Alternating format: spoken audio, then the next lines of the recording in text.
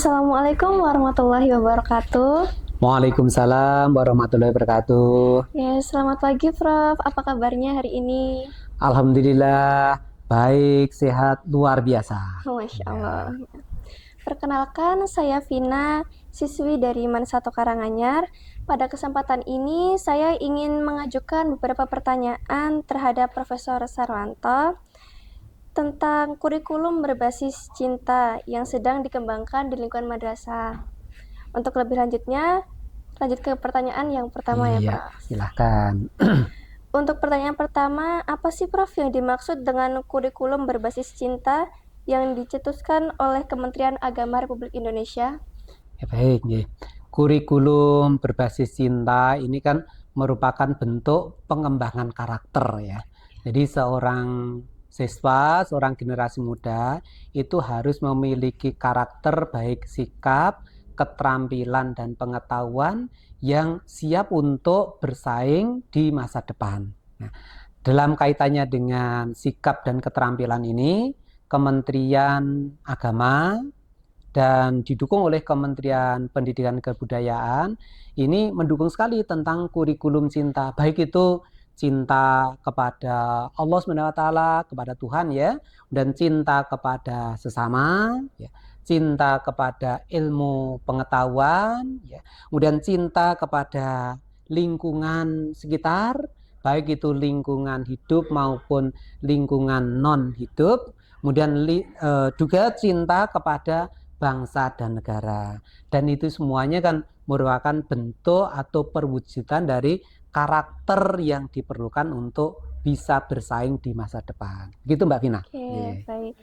Untuk pertanyaan kedua, menurut Profesor, peran apa yang paling penting dari siswa agar kurikulum cinta dapat diterapkan secara nyata di lingkungan madrasah? Baik, terima kasih Mbak Vina. Ya. Dalam kurikulum cinta itu kan bukan hanya sekedar tekstual ya, itu harus diimplementasikan oleh siswa, nanti akan dipandu oleh Bapak Ibu guru melalui proses pembelajaran, baik itu dari mata pelajaran yang pembentuk karakter maupun mata pelajaran-pelajaran yang berbentuk keilmuan ya, pengembangan ilmu. Jadi dalam pembelajaran pembentuk karakter di situ akan dilatihkan bagaimana peserta didik itu bisa cinta atau mengembangkan kecintaannya kepada Allah SWT, cinta kepada lingkungan, cinta kepada sesama. Sedangkan untuk melalui pembelajaran keilmuan itu bisa cinta kepada ilmu pengetahuan. Karena ilmu pengetahuan itulah yang akan membawa bangsa kita, bangsa dan negara kita untuk mampu bersaing di masa depan. Dilandasi oleh cinta terhadap Tuhan, cinta terhadap bangsa dan negara, sesama, itu sebagai pondasinya, maka nanti kita akan bisa mengembangkan keilmuan kita, cinta terhadap ilmu, sehingga mampu bersaing dengan bangsa-bangsa lain yang sudah maju di dunia. Begitu Mbak Fira. Oke, baik. Untuk pertanyaan ketiganya, bagaimana bentuk dukungan perguruan tinggi termasuk universitas dalam mendukung pelaksanaan kurikulum cinta di madrasah terutama di daerah? Ya, terima kasih. Perguruan tinggi ini sangat tertarik sekali dan mendukung sekali untuk pengembangan kurikulum cinta karena kan siswa selepas dari madrasah aliyah itu kan akan masuk ke perguruan tinggi dan itu modal dasar bagi perguruan tinggi untuk mengembangkan karakter lulusan dari perguruan tinggi supaya nanti ketika lulus itu memiliki karakter yang baik yang kuat. Oleh karena itu di perguruan tinggi, di mana di perguruan tinggi itu juga memiliki tiga komponen atau tiga capaian pembelajaran ya istilahnya sekarang, yaitu capaian pembelajaran sikap, pengetahuan dan keterampilan. Jadi sejalan antara capaian pembelajaran di pendidikan dasar dan menengah. Perguruan tinggi melalui kurikulum yang dikembangkan di perguruan tinggi ini mendukung sekali untuk kegiatan pembelajaran di pendidikan dasar menengah. Dukungan itu bisa dalam bentuk pengabdian pada masyarakat maupun penelitian dan pengembangan di perguruan tinggi. Sudah banyak sekali teman-teman dari perguruan tinggi itu melakukan inovasi pembelajaran yang berbasiskan kurikulum cinta, ya. Baik itu cinta kepada agama, kepada Tuhan, ya, cinta kepada bangsa negara, pada sesama, pada lingkungan, maupun kepada ilmu pengetahuan. Hasil penelitian itulah nanti yang dikomunikasikan kepada teman-teman guru di sekolah melalui pengabdian pada masyarakat, untuk melatihkan, ya, memberikan bantuan dalam bentuk pelatihan-pelatihan pembelajaran inovatif supaya teman-teman guru itu bisa mengimplementasikan kurikulum cinta ini dalam pembelajaran di kelas. Gitu.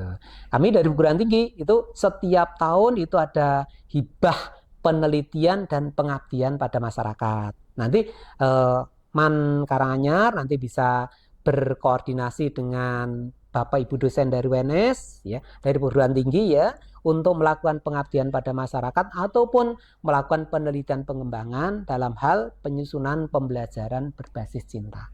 Begitu, Mbak Vina. Iya. Untuk yang pertanyaan terakhir, ya.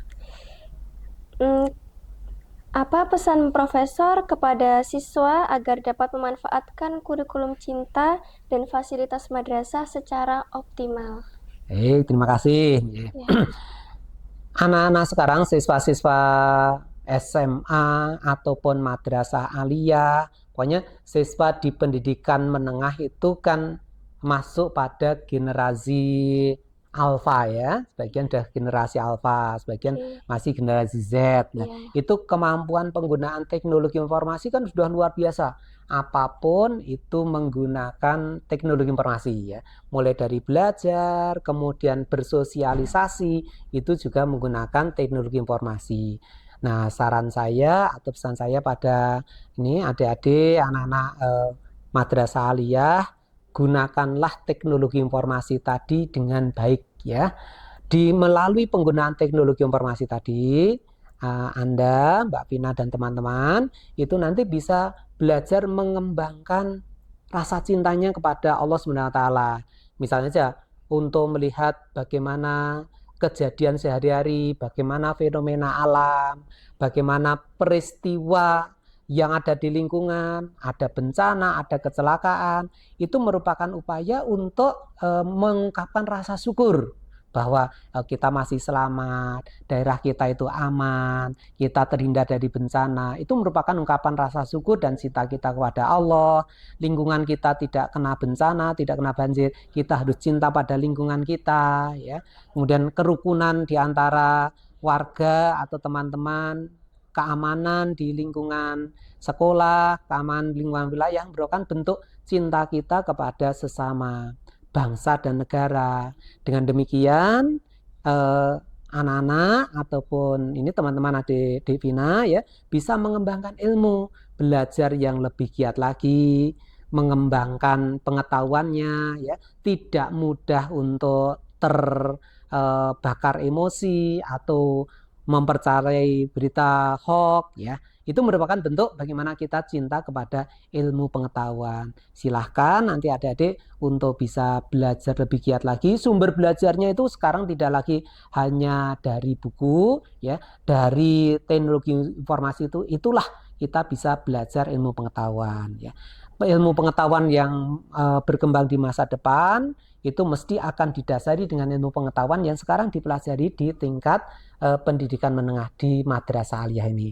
Jadi pesan saya pada adik-adik sekalian, ya, terutama adik-adik yang sekolah di madrasah aliyah ini, untuk senantiasa belajar, menghormati Bapak Ibu guru, ya, menghargai teman, ya, bersatu, ya, untuk memperkuat persatuan agar keilmuan kalian, dengan adik-adik sekalian ini tadi bisa berkembang di masa depan melalui kecintaan kita kepada Allah, cintaan kita kepada ilmu pengetahuan, kepada sesama, kepada bangsa dan negara, gitu, ya, kepada lingkungan, maka kita akan merasa aman, nyaman untuk mengembangkan ilmu. Kemudian nanti insya Allah di depannya menjadikan generasi muda kita generasi yang berkompetensi, yang mampu berkompetisi dengan generasi-generasi lain dari negara-negara lain. Itu yang saran saya ya. Nah, gitu. Bagus itu Mbak Vina, ya. Terima kasih. Ya. Baik, terima kasih Profesor Sarwanto atas waktu dan kesediaan Profesor dalam memberikan penjelasan pada wawancara ini. Sekian wawancara hari ini bersama Profesor Dr. Sarwanto. Saya Vina melaporkan dari Madrasah Aliyah Negeri 1 Karanganyar. Wassalamualaikum warahmatullahi wabarakatuh. Waalaikumsalam warahmatullahi wabarakatuh.